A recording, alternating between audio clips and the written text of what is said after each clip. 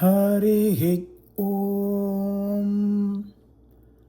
प्रजापतिरश्वमेधमसृजतां तगुं सृष्टगुं रक्षाघस्य जिघागुं सन् स एतान् प्रजापतिर्नक्तगुं होमानपश्यत् तानजुहोत् तैर्वै स यज्ञाद्रक्षाघस्य पाहन् यन्नक्तगुं होमान् जुहोति यज्ञादेवतैर्यजमानो रक्षाघस्य पहन्ति आज्येन जुहोति वज्रो वा आज्यं वज्रेणैव यज्ञाद्रक्षाघस्य पहन्ति आज्यस्य प्रतिपदं करोति प्राणो वा आज्यं मुखत एवास्य प्राणं दधाति अन्नहोमान् जुहोति शरीरवदेवावरुन्धे व्यत्यासञ्जुहोति उभयस्यावरुध्यै नक्तञ्जुहोति रक्षसामपहत्यै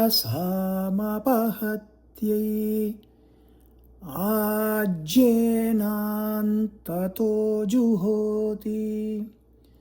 प्राणो वा आज्यं उभयत एवास्य प्राणं दधाति पुरस्ताच्चोपरिष्टाच्च एकस्मै स्वाहेत्याह अस्मिन्नेव लोके प्रतिष्ठति द्वाभ्यागस्वाहेत्याह अमुष्मिन्नेव लोके प्रतिष्ठति उभयोरेव लोकयोः प्रतिष्ठति अस्मिग्श्चामुष्मिग्श्च शताय स्वाहेत्याह शतायुर्वै पुरुषः शतवीर्यः आयुरेव वीर्यमवरुन्धे सहस्राय स्वाहेत्याह आयुर्वै सहस्रम् आयुरेवावरुन्धे सर्वस्मै स्वाहेत्याह अपरिमितमेवावरुन्धे प्रजापतिं वा येष ईप्सतीत्याहुः योऽश्वमेधेन यजत इति अथो आहुः सर्वाणि भूतानीति एकस्मै स्वाहेत्याह प्रजापतिर्वा एकः तमेवाप्नोति एकस्मै स्वाहा द्वाभ्यागस्वाहेत्यभिपूर्वमाहुतिर्जुहोति अभिपूर्वमेव सुवर्गं लोकमेति एकोत्तरं जुहोति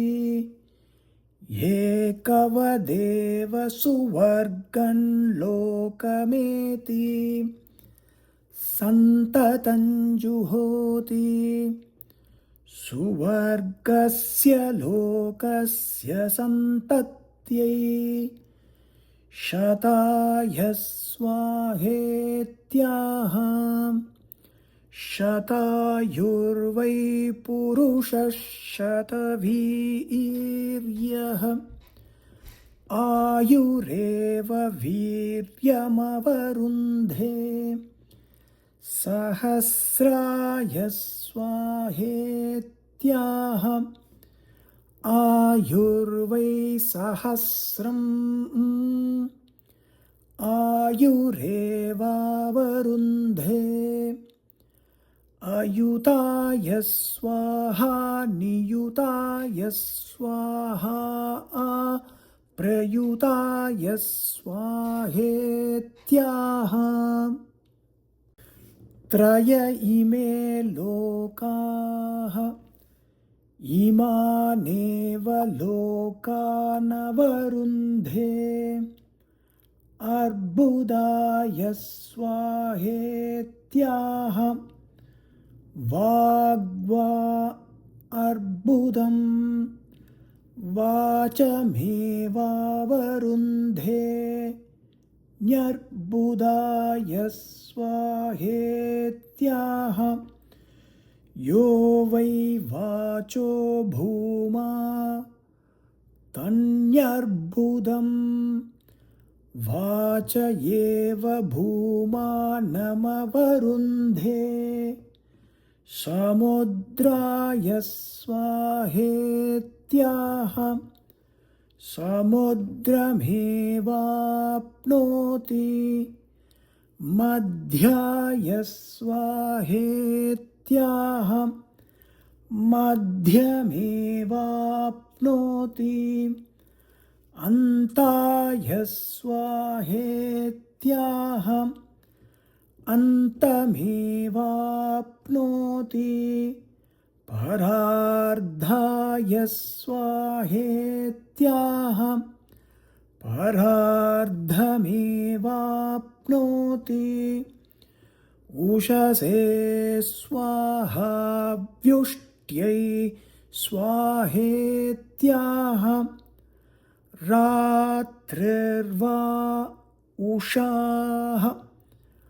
अहर्व्युष्टिः अहोरात्रे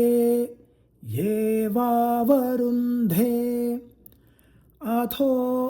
अहोरात्रयोरेव प्रतितिष्ठति तायदुभयैर्दिवा वा नक्तं वा जुहुयात् अहोरात्रे मोहयेत् उषसे स्वाहा व्युष्ट्यै स्वाहो देष्यते स्वाहोऽध्यते स्वाहेत्यनुदिते जुहोति उदिताय स्वाहा सुवर्गाय स्वाहा लोकाय स्वाहेत्युदिते जुहोति अहोरात्रयोरव्यतिमोहाय हरिः ॐ।